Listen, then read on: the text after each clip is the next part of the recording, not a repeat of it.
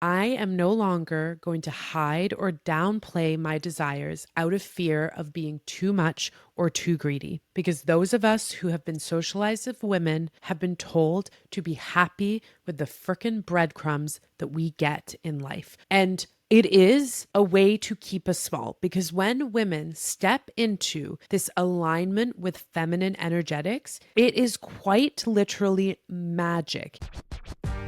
Hey, I'm Hannah, your host of Too Much, Not Enough. After a life-threatening burnout in 2021, I released the brittle version of success that was slowly killing me and built a life that feels as good as it looks. This podcast is for ambitious, soul-led humans ready to stop shrinking and start living big, bold, fully aligned lives. So if you've ever felt like too much and not enough, join me and my guests as we take an unfiltered deep dive into why being the real you was never the problem, and how to create a life your nervous system actually likes. Let's get into it. Welcome back to Too Much, Not Enough. I'm your host, Hannah O'Donovan, and recently a post I shared went totally viral. I'm talking over 500,000 views and counting across Instagram and TikTok. And as a gal who usually gets about 1,000 to 2,000 views a post, this was a big fucking deal. I was talking about the 3 stages that tend to happen before your person shows up in your life. The comments and DMs blew me away. Women saying this is exactly what happened before I met my husband, or how are you reading what's going on in my life right now? I don't even know you. Or I'm in stage 2 right now. Fingers crossed. And this was so exciting on many levels. I have been showing up consistently online for a year now, putting my money where my mouth is and doing the damn thing before I felt ready. And it can kind of be lonely speaking into the void and not getting a lot in return. So number one, it was just so freaking exciting to have hundreds, if not thousands of people, of women connecting with something that I love to talk about. Feminine energetics, receiving, somatics, like all of this juicy stuff that I have been implementing in my own life and has been working beautifully. But to see this like excitement, this build around it was just, I loved it. And that frenzy of resonance reaffirmed something that I deeply believe. So many women have desires that are meant to be realized, but we've been conditioned to go after them in a way that's rooted in masculine energetics through doing, striving, controlling, overanalyzing, exerting force. And when we don't succeed that way, we think it must mean that we're not meant for it, that those desires are not meant to be realized. Or worse, we shame ourselves for being greedy, for wanting more. Fuck that. I am so done with feeling like I am not a good girl if I want more. I want to taste every ounce of my potential before I die, and more is more is more. More money, more love, more joy, more pleasure. Give me the more, please. And here's the truth. Your desires are not wrong. They are there for a reason and they are invitations. And often it's not that you're unworthy or unlucky or this isn't meant for you. It's that you've been disconnected from your feminine energetics for too long. You've been doing it backwards in the way that you were taught and shown to get success, because that is what we see out there. The more you force and do and hustle, the more you're going to get. But that's not how it works for those who connect with feminine energetics. So today, I want to take you through how to conspire with the universe by leaning into the feminine, receiving, trusting, magnetizing, so that you can call in the thing you want, not through force, but through alignment. And dare I say it, with ease. That's right, people. It does not need to be as hard as we think. Success does not have to equal struggle like I believed for the first 35 years of my life. So let's start with the 3 stages that I laid out in this viral post because they capture feminine energetics perfectly. So, to set the scene, this post was talking about signs that your person is about to show up in your life. And I based this off of not only my own experience, but a number of women in my life who I had seen kind of go through these things. We were chatting about it, and all these things were lining up. Like the same sort of stages were happening before someone called in their person, or for some of my lovely women who are still in that process, they were also experiencing, stage 1, stage 2, waiting for stage 3, and then their person to come in. So the first stage kind of feels a little backwards because I'm talking about calling in your person here as in another person. But stage 1 is realizing that you are, in fact, the love of your own life. So this often happens after women get out of a long-term relationship or are just fucking sick and tired of the dating scene and the patterns that they have been repeating. And they start to pour into themselves to absolutely love their single life. And that doesn't mean that all of a sudden there's like this switch where they magically feel excitement about being single. No, because a lot of us who want to call in our person, who have wanted to call in our person for a long time, really believe in that long-term partnership. That is something that is a desire that is meant to be realized. And so this idea of pouring into yourself and really loving your life and your peace alone is a intentional act. And it is an act of receiving and noticing mindfully how beautiful your life is as it is, of not waiting around for someone to show up and make you happy, make you feel better, sweep you off your feet, but say, right here, right now, what do I love so much about my life and what do I want to do more of? Because I have the ability to do this. And mindfully and intentionally showing gratitude and building a life not in waiting for someone else, but that is so fucking magical and beautiful that someone else would have to come in and enhance that, not take away from it. And this happened for me between my last long-term relationship and finding my person Lee. I finally lived alone for the first time and really started building this life that I adored. I enjoyed, truly deeply enjoyed my own company. I enjoyed going out with friends. I enjoyed being home alone. I was just delighting in my life and I was making decisions over and over again that were in alignment with that. The other thing was that I was not taking less than I deserved anymore. I was not finding excuses to be treated poorly by other people, whether that was romantically or not. I had set the bar for myself. I had become my own love of my own life, and then therefore no longer tolerated the scraps, the fucking breadcrumbs that I had been given before. The next thing, or the next stage that I identified was this idea that old lovers will start coming back into your life. They will start popping up. And I see these as tests, and not tests as in like, are you going to fail this? But just tests as in you are making aligned decisions for yourself now. And is what you're saying you want a partner who will compliment you in all the right ways, who will pour into you, who will make you feel safe? Is that truly what you want? I've seen in a freakily clear way for women around me, old lovers from like high school, university come back into their lives. Like I'm talking like bumping into them on the streets, dropping into their DMs, whatever it is, and kind of reigniting this like connection to an old version of themselves. And these tests are once again to make these aligned decisions. Like, is this the life that I want? Do I want to make old decisions that continue the old behavior, the old patterns, or do I want to say, no, I'm no longer interested in short-term dopamine hits and gain or feeling worthy because this person is paying attention to me but giving me the absolute bare minimum?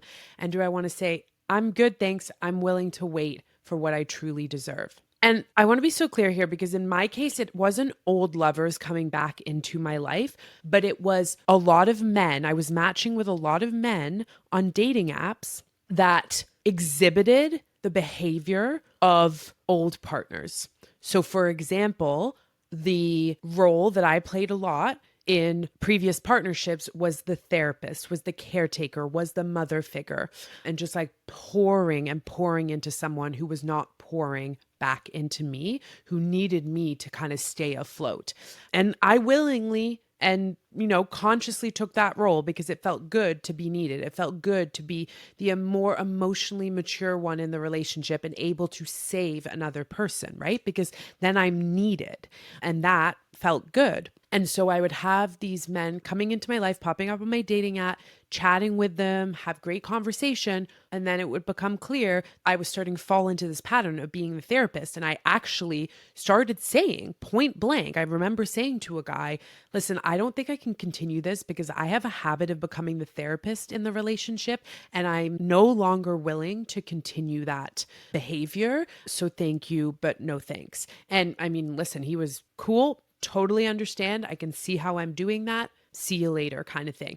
And as I started to close the loops on that, not repeating that behavior of these men that were coming back into my life and the women that I have seen who have kind of closed the loop with actual old lovers who've come back into their life and listen, maybe they entertained it for a little bit. We all have our wants and our needs, and maybe there was some brief entertainment, but then it was like, nah, this is so not it. And it heals an older version of yourself that did accept that behavior because you can see from where you are now, oh my God, there's no way I'm slipping back into that. But you 10 years ago, you 5 years ago, you even 6 months ago may have been like, yes, I need the validation. So come on in. Like, as long as you like me, I don't care how you make me feel.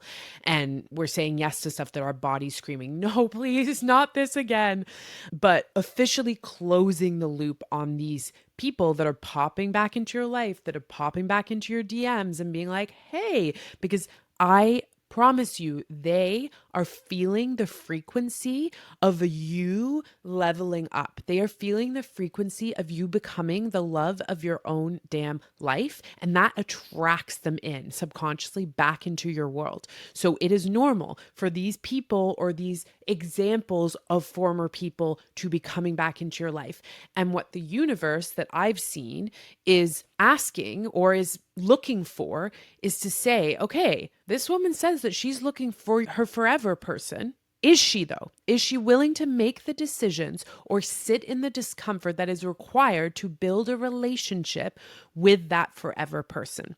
And then the third stage that I have noticed is what we call the gateway guy or the gateway person, whatever floats your boat. And this is usually, not always, but usually a guy who shows up into your life that maybe you start dating, or maybe it is platonic, but it is in a moment when you need to see something of how you desire to be treated. And so, for example, my gateway guy was affectionately called Granddaddy Delroy because he was 55 and he was, in fact, a granddad. He was a grandfather and he came into my life and it was so casual. This was not someone that I could see myself spending the rest of my life with. I met him organically out at a party and I was dancing, and it very clearly to me was a moment after I had gone through a really, really tough period and kind of committed to excavating and finding my true self again, my true essence. And I was at this party dancing in this backyard with my friend and just loving it, being myself and truly enjoying it. And he came in and we chatted and we had a good time. We dated briefly. And I remember distinctly this feeling that he delighted in being around me. He would say I was so fun and funny and that he loved my smile. It's almost embarrassing to admit now because the bar was so low for me in partnerships. But the fact that he was telling me I was funny and fun to be around was something that I deeply needed to hear. It's something I had lost. I had lost my essence along the way, and I had just strayed so far from who I was at my core that someone mirroring back to me how much they loved that vibrant Hannah was back gave me what I needed in the moment to be like, oh, this is something I deeply desire in a relationship. I want me and my partner to just delight in each other's presence. I want us to be weird and silly together and laugh and just be like in this sense of pure truth of who we are, and not worried that the person's going to be like, oh, that's weird. Like, why are you doing that? Gross, like I had not been able to be my weirdest, truest self in any relationship before Lee. And Granddaddy Delroy was my gateway guy to understanding the standards that I would now just not go below. That I would rather be single for the rest of my life than accept anything that didn't match the feeling of delighting in each other's presence. And literally shortly after that, while I was still dating Granddaddy Delroy, Lee came into my life. We met on a dating app, and it was easy and it was safe and it was fun from day one. And I love how many women on the internet resonated with these stages because, like I said, they were a hypothesis. They were themes I was seeing in my life, and literally just decided to throw out there and see if anyone else thought it. And it is like, so many people resonated with it because this is how to conspire with the universe when you are trying to call in anything in your life, not just love, not just the person that you want to be with forever, because maybe that's not your route, or maybe you already have that person in your life and you've already conspired with the universe to connect with them. But this can apply to anything in your life that you want to call in: more money, more soul work, aligned friendships, the ability to travel more, explore more. The list is endless. Your desires, as I said at the top of this episode, are there for a reason. You were given those desires for a reason. They are an invitation to your future self, or sorry, I should say they're an invitation from your future self of things to follow, threads to follow. But if you're anything like me, you grew up in a world that had a very masculine energy path to success, which is the doing, which is the hustling and overexerting yourself and overanalyzing and overthinking when it is out of balance. And while structure and doing and action are very important parts, you don't want to like completely remove the masculine energetics piece to this. It's about finding a balance. And especially for those of us who have been over balanced into masculine energetics forever, coming back to that feminine energetics of receiving, of being, of stillness, of connecting to the body are going to be this beautiful new path of ease and magnetism to realize your desires. And don't get me wrong, I was getting some of what I wanted when I was pushing and chasing success and trying to attract things into my life from this over masculine place. It works. Obviously, it works, because otherwise we wouldn't be trying to chase things this way. But as the feminine, the way that your energy manifests in the world, the way that you magnetize things to you is through receiving, is through being in your divine flow and allowing things to come to you instead of you being out there and chasing them relentlessly. And again, that doesn't mean that you can't be relentless in your desire. It's just, how do we show up every day prioritizing pleasure, prioritizing flow, not forcing, and therefore seeing the things come into our life with more ease. Because here's the thing, people, the universe wants to give you what you want. The universe wants to conspire with you. It's so excited to do that. But from what I've seen, it needs to see that you are serious about what it is you want. It needs to see you continuing to make aligned decisions that move you towards what it is you want. And also, it wants you to get what you want in a sustainable way. So if you have been overexerting and forcing and controlling your way into what you want, that's not going to be sustainable. And women can sustain success. They can sustain the things that they want by being in a consistent state of receivership. And that means being connected to your inner knowing, your intuition, having a regulated nervous system, regulating to receive, to be present with what you receive. Because that's the other thing too, right? We can put our desires out there. We can conspire with the universe to call in what we want. But if we are vibrating at a frequency that does not allow us to be present when those things come into our lives, we're likely going to sabotage them. Like I almost did when Lee came into my life, like he almost did with me. It was so important that when he came in, I was aware of the way that my nervous system had been previously attuned to not being treated well, to drama, to the wishy-washy flip-flop back and forth nature of men up until that point. And so when Lee was showing up and when he was calling me and when he was saying we do something and we do something, my nervous system read that as like kind of boring. Like this guy's kind of nice and boring. And it was like, jump ship. That's not what we want. That's not what we're used to. And luckily, I had done a lot of somatic work up until that point to be like, okay, what's happening here? This is my own shit, my own behaviors, and my own, learned patterning showing up. And therefore, I don't think it means that I should just say, see ya and move along. I feel when I really got quiet and still and listened to my heart and didn't override the message that was coming with some sort of logical reason, I felt very clearly, in fact, a voice whispered to me, your story is not over with this man yet. Keep pursuing it. It didn't say like, oh, you're going to be together forever. No, I didn't know that at that point. I just knew I needed to keep pursuing it and ensuring that I was making the decisions about being with this man from a place of how did he make me feel, not how much did he like me and how much could I get him to like me, which is the only question I basically asked myself previously with partners. And this applies to anything in life. If we are not present enough to receive the thing that we've been calling in, the more money, the aligned job, the soul work, it's so easy for us to abandon, to change course, to sabotage. Our nervous systems, while they are beautifully designed to help us survive, can sometimes trick us into thinking that the thing that we thought we wanted is not in fact what we wanted. And so being present, connected to our intuition, really coming into alignment with our deep, deep truth that doesn't necessarily make perfect sense on the outside, but makes a lot of sense inside. When we are aligned with that, it is easier to see what is actually meant for us, what is not, and how to stay in receivership when those things start coming into our lives.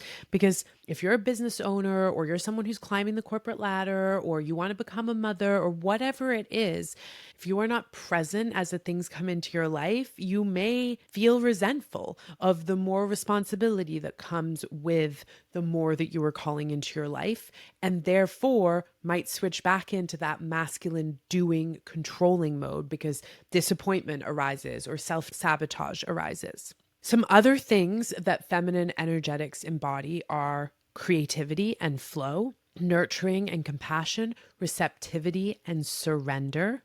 So yes, we have to create the containers and structures of the things that we want to manifest and call into our lives. But there is also an element, once we've created that structure, to surrendering to allow things to come towards us.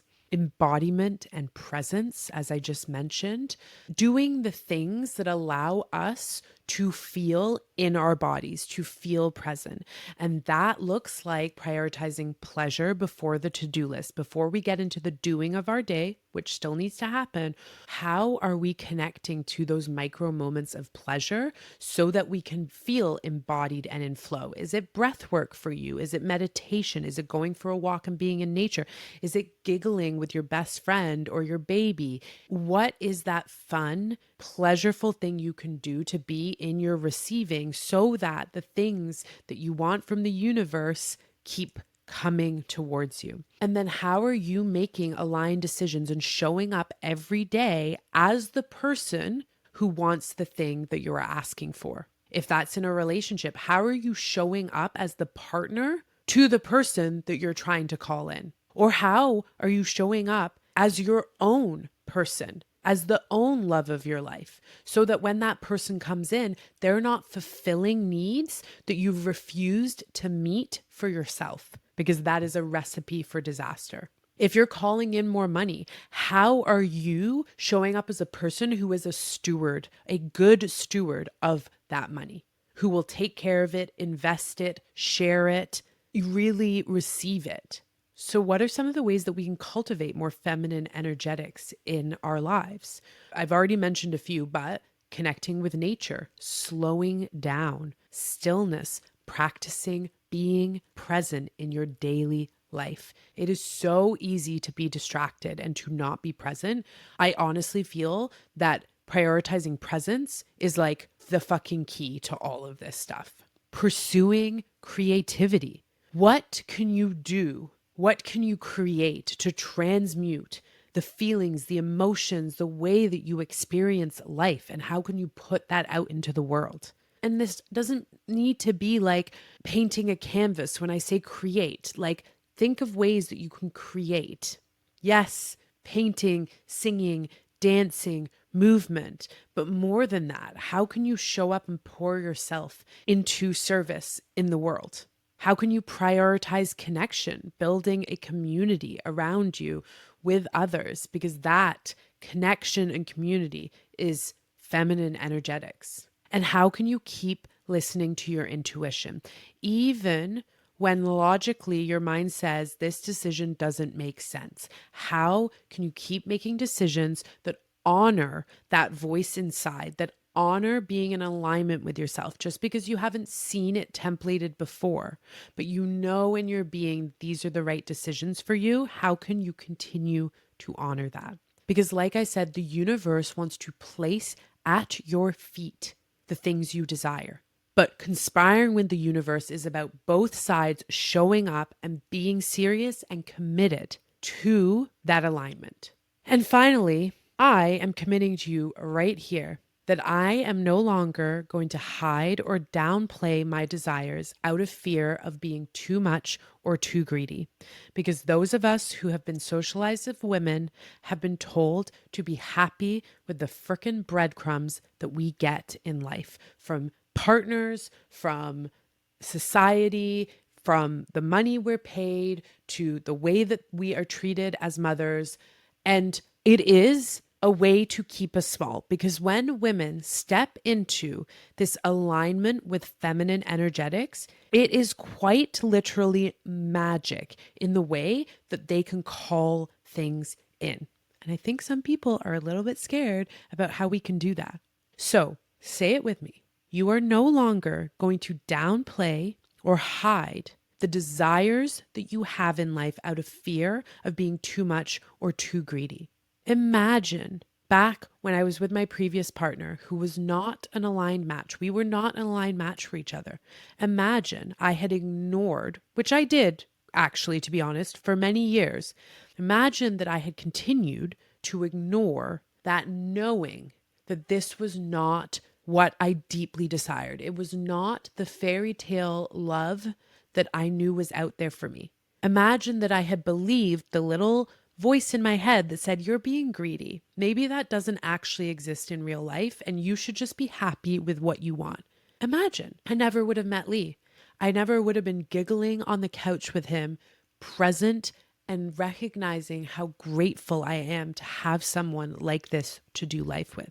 Imagine that I had said when I built my first business, my first event production business, this is going well. You've got lots of money in your bank account and you're increasing it year after year. You should just be happy with what you want and ignore the desire to build a more soul aligned business, to build something that you feel wealthy in beyond money. Imagine that I had said I was too much for wanting that I was too much for wanting to buy and renovate a house in Toronto, that I was too much for wanting to make millions of dollars. I wouldn't have gone after half the shit in my life, and I would have not received from the universe the things, the fucking beautiful things that I have received. So I'm going to leave you with a few reflection prompts. And you can simply answer out loud back to me, or you can journal if that's your vibe, or you can save these for later, a time when you want to come back to them and reflect. First, when I want something, do I default to pushing, controlling, or trying to figure it out? What would it look like to soften into receiving instead? 2. Where in my life have I mistaken waiting or resting for failure instead of seeing it as part of the process? And number 3, if I believed the universe was conspiring in my favor, what would I let go of today? And that, my friends, is the prompt I will leave you with. What are you going to let go of today as you dive full body into the belief that the universe is conspiring in your favor and it is going to lay exactly what you want at your feet? You don't have to settle. You don't have to compromise. You can have exactly what you want as long as you show up in your truth and presence and alignment. Until next time.